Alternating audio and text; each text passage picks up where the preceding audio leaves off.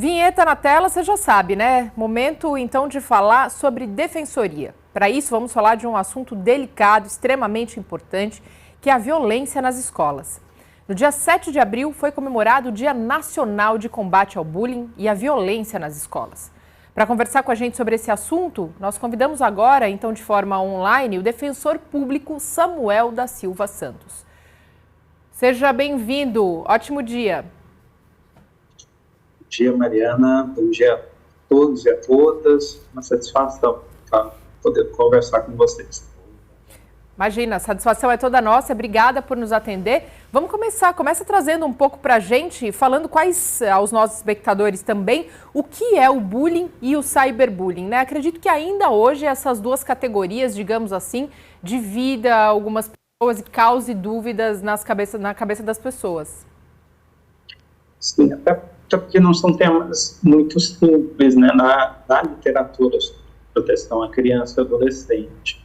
O bullying e a sua versão digital, né, o cyberbullying, ele é definido como um comportamento violento entre crianças e adolescentes que compreende atitudes agressivas, intencionais, repetidas e sem uma motivação aparente. Muitas vezes para o adulto parece aquela implicância de um contra o outro, só que essa implicância ela é rotineira e muito perversa até, ela machuca. E agora, com as redes sociais, nós temos um problema ainda maior, que é essa difusão do bullying por meio de difícil controle, né, através das redes sociais, até por essa questão geracional, dessa dificuldade das pessoas mais velhas acompanharem TikTok, o mesmo Twitter e essas redes sociais mais novas, e acaba que a gente fortalece duas características muito cruéis do bullying, que são a fragilidade da vítima, né? Ela não consegue responder à altura ao seu agressor, e a dificuldade em ser reconhecida enquanto vítima, né? Geralmente, os cuidadores, os professores, coordenação, os pais, eles não percebem que os filhos estão sofrendo esse tipo de atitude. E uma questão que eu acredito que seja muito importante para entender o bullying é que ele não acontece com pessoas com hierarquias diferentes no espaço escolar ou em outros espaços, né?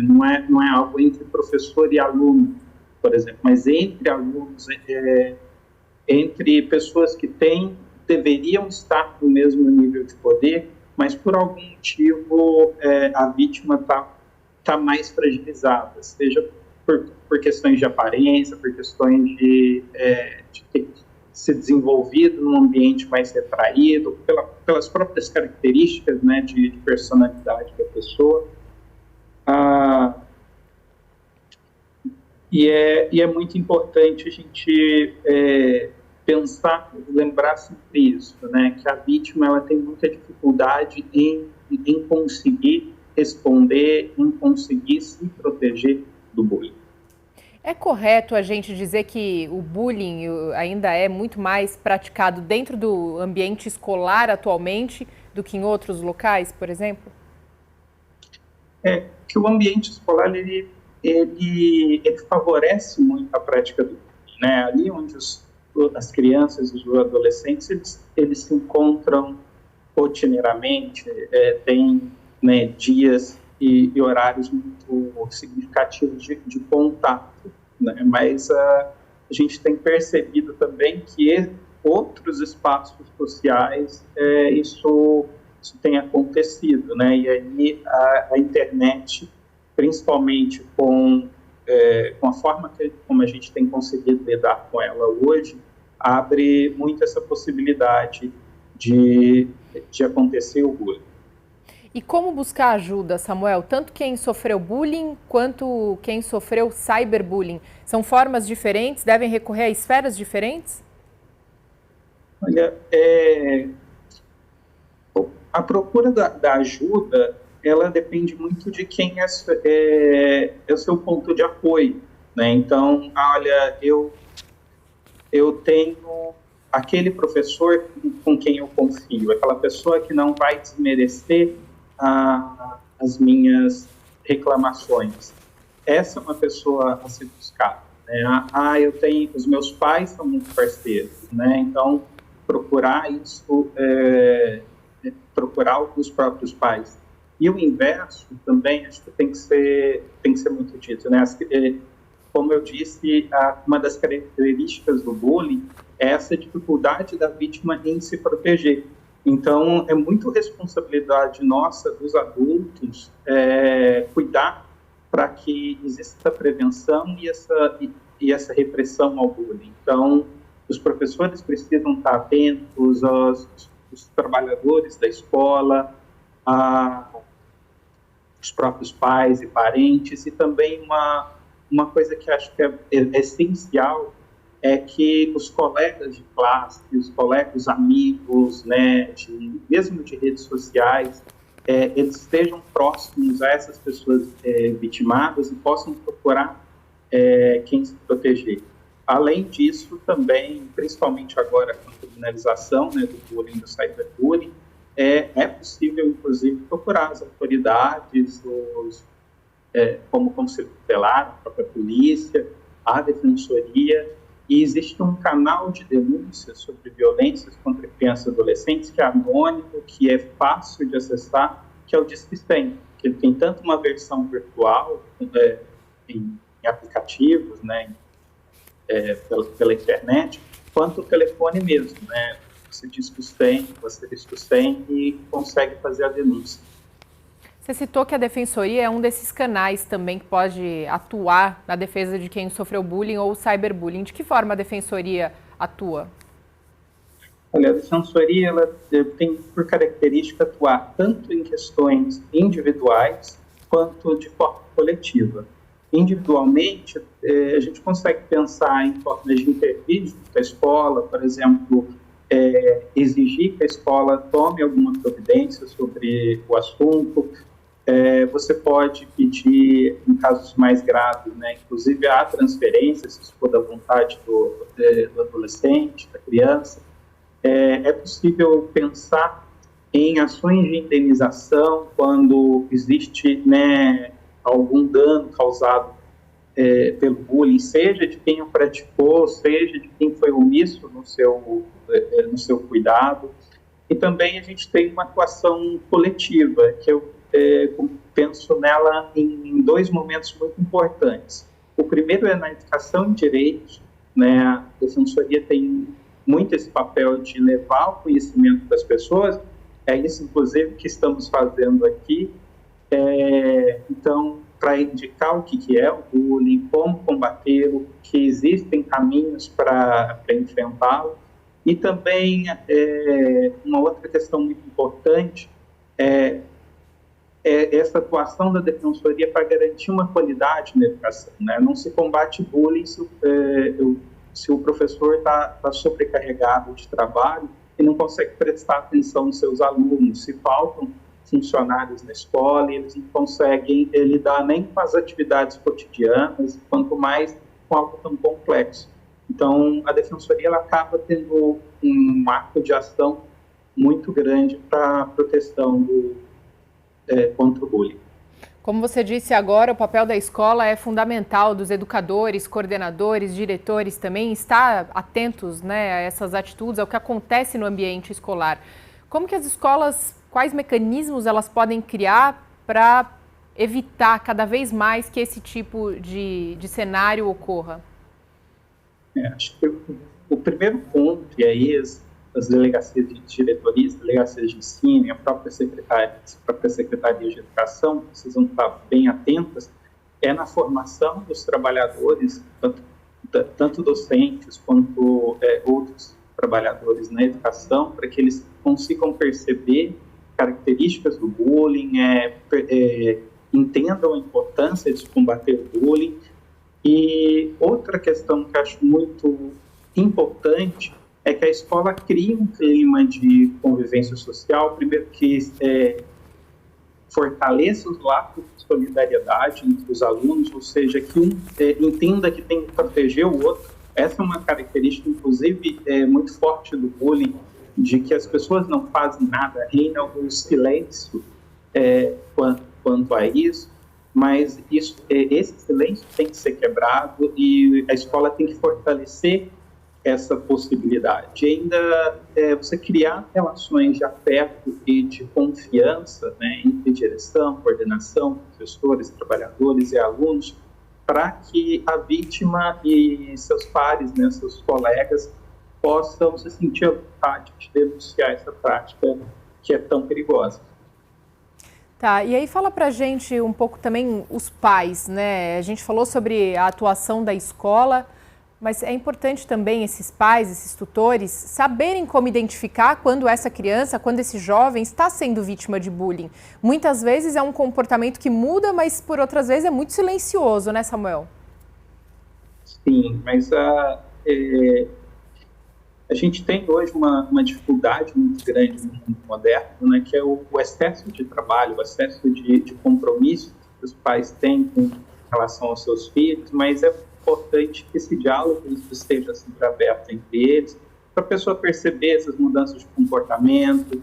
Se percebe, por exemplo, que o filho tem chegado com roupas sujas, rasgadas, em casa com frequência. Se você, por exemplo, entrega algum tipo de valor para o seu filho com frequência para comprar um lanche, para pagar o ônibus, e de repente sempre acontece dele dizer que perdeu esse dinheiro, ou ficar mais retraído, ficar com menos vontade de ir à escola, menos animado com atividades que ele faria com frequência.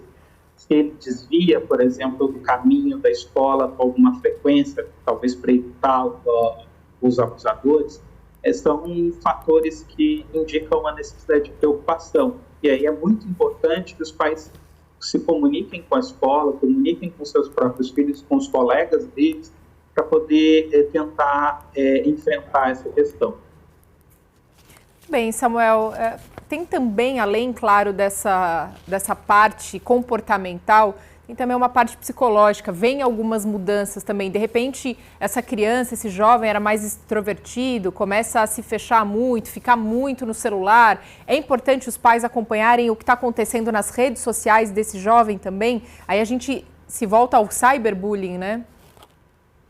É essencial os pais hoje em dia estarem conectados com os filhos, né? Então, saber que tipo de rede social ele usa, como ele usa, o que ele tem publicado. É claro que existe essa dificuldade da transição entre gerações, mas quando se tem uma relação aberta com os filhos, isso se torna mais fácil. E hoje as redes sociais são um campo minado para problemas relacionados à infância e juventude. Nós temos aí estudo da professora Thelma Vinha, que vão mostrar grupos que estimulam comportamentos muito problemáticos, inclusive os extremados, como a gente viu no ano passado, infelizmente, aqui em São Paulo, e a presença dos pais nesses ambientes, junto com seus filhos, é muito importante. E existem tipos diferentes de bullying, por exemplo? A literatura sobre bullying, ela tem muitas classificações, mas eu traria aqui 3 tipos que acho que fazem sentido para a gente perceber o que é o bullying. O primeiro é um físico, né? Esse a gente está muito acostumado a ver em filmes dos anos 80 nos Estados Unidos, né? Que a pessoa é agredida, às vezes sofre algum tipo de violência em banheiros, tem as roupas rasgadas, é empurrada, né? A segunda, temos o verbal psicológico, em que a pessoa é destratada, muitas vezes vem acompanhado de racismo, LGBTfobia, gordofobia, capacitismo, né? E sistematicamente a pessoa é diminuída através de palavras, né? Como, você é incapaz, você não segue esses padrões aqui, não é bonito, etc. E um último, e esse talvez seja o mais difícil de se perceber, é o relacional, né? Quando instalam rumores, ou você trabalha para que a pessoa, né, o agressor trabalha para que a pessoa seja isolada socialmente, né? Então, um determinado grupo evita que a criança, que o adolescente participe de algumas atividades, né, o clássico dos filmes, olha, você não vai sentar aqui conosco no almoço, e também essa questão dos rumores com cyberbullying, né? Às vezes começam a espalhar boatos, coisas que para alguém que está com 30, 40 anos seria importante ou tão importante assim, do tipo, olha, fulana teve um relacionamento com ciclano, né? Ou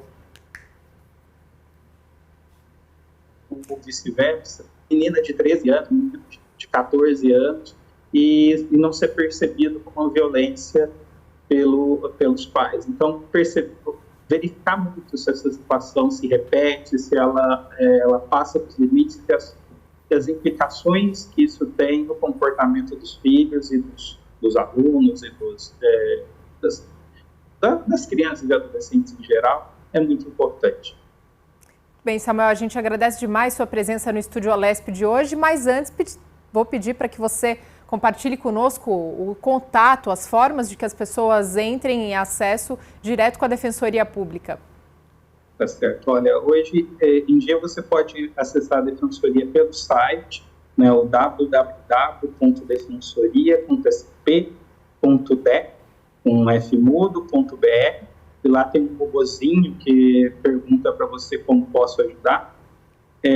Ou se você não é muito do computador, do celular, existe o telefone, o 0800 773 4340 para agendamento, que ali, ressaltando que a ligação é gratuita. Mais uma vez, agradecer demais sua presença aqui em nome da Defensoria Pública também. Obrigada, Samuel. Eu que agradeço. Ótimo dia.